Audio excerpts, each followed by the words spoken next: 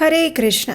प्रत्येक वर्ष कार्तिक मास के कृष्ण पक्ष की चतुर्थी तिथि पर करवा चौथ का व्रत किया जाता है। इस शुभ अवसर पर विवाहित स्त्रियां पति की लंबी आयु एवं सुख समृद्धि में वृद्धि के लिए करवा माता की पूजा करती है। साथ ही करवा माता के निमित्त करवा चौथ का व्रत भी रखकर अपने पति की लंबी आयु और अच्छे स्वास्थ्य के लिए प्रार्थना करती है। वैसे आज के समय में तो अविवाहित कन्याएं भी शीघ्र विवाह के लिए करवा चौथ पर व्रत रखती हैं, जिससे अविवाहित कन्याओं को अपना इच्छित वर मिल सके। लेकिन अगर देखा जाए तो ये व्रत अपने पति की लंबी आयु के लिए ही किया जाता है, अतः अविवाहित कन्याओं को इस व्रत को नहीं करना चाहिए। इस व्रत के पालन से सभी विवाहित महिलाओं को अखंड सौभाग्य का वरदान मिलता है और इसके साथ ही उनके परिवार में सुख और सौभाग्य की वृद्धि होती है। वैसे इस करवा चौथ के व्रत का उल्लेख किसी भी पौराणिक शास्त्र, ग्रंथ या पुराण में नहीं मिलता है, लेकिन ये स्थानिक परंपराओं के अनुसार मनाया जाने वाला एक त्योहार है। लेकिन सबसे ऊपर संतान और अपनी पति के लिए दीर्घायुष्य मांगना और कल्याण के लिए व्रत रखने की परंपरा हमारी वैदिक और पौराणिक आदेशों के अनुरूप ही है।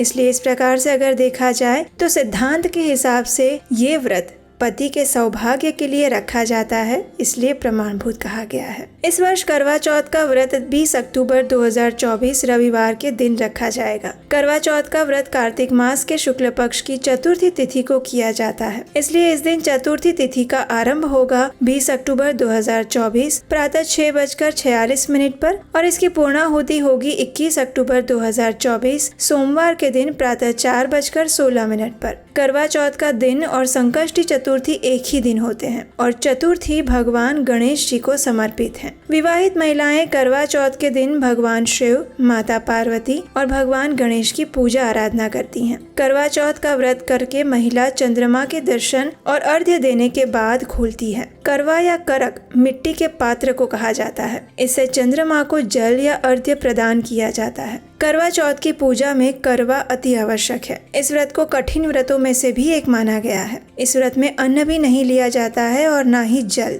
इस व्रत को निर्जल किया जाता है और पूरे दिन उपवास करने के बाद चंद्रमा का उदय होता है, तभी चंद्रमा के दर्शन करके उनको अर्घ्य देने के बाद ही ये व्रत खोला जाता है। चंद्रमा के दर्शन करने के बाद अपने पति के हाथों से पानी पीकर अपना व्रत का पारण किया जाता है। तो करवा चौथ के दिन चंद्र उदय का समय रहेगा शाम 7:54 का। इसके बाद आप चंद्र दर्शन करके अपने व्रत का पारण कर सकते हैं। अब देखिए, अलग अलग शहरों में चंद्रोदय का समय अलग अलग हो सकता है। ये समय कुछ मिनट आगे पीछे भी हो सकता है, इसलिए आप जहाँ भी रहते हैं वहाँ का समय आप स्थानिक चेक कर लीजिए। करवा चौथ के दिन सबसे पहले सूर्योदय के समय में पूजा की जाती है और शाम को फिर से पूजा की जाती है। संध्या पूजन का अधिक महत्व माना गया है, जो प्रदोष काल में किया जाता है। इसलिए करवा चौथ के दिन प्रदोष काल का शुभ मुहूर्त है शाम 5:46 से लेकर 7:02 तक और पूजन की कुल अवधि 1 घंटा 16 मिनट की है। करवा चौथ का व्रत सुहागिन महिलाएं ही कर सकती हैं, लेकिन अगर करवा चौथ के समय स्वास्थ्य को लेकर कोई आपत्ति है, समस्या है या फिर कोई गर्भवती महिला है तो उन्हें ऐसे समय में ये व्रत नहीं करना चाहिए। और फिर भी अगर कोई महिला करना चाहती हैं तो जल, फल इत्यादि लेकर कर सकते हैं। अब बात करें मासिक धर्म में यानी कि पीरियड्स में महिलाओं को व्रत करना चाहिए या नहीं, तो ऐसे समय में अगर किसी महिला ने पहले से इस व्रत को शुरू किया हुआ है यानी पिछले साल भी किया था तो ये व्रत वो कर सकती है। इस दिन महिला पूजा नहीं कर सकती, लेकिन वो उपवास करके चंद्रमा के दर्शन कर सकती हैं। इसलिए ऐसे समय में भी आप करवा चौथ का व्रत रख सकते हैं। मानसिक रूप से माँ पार्वती की और शिव जी की आराधना करके अपने पति की लंबी आयु के लिए प्रार्थना कर सकते हैं।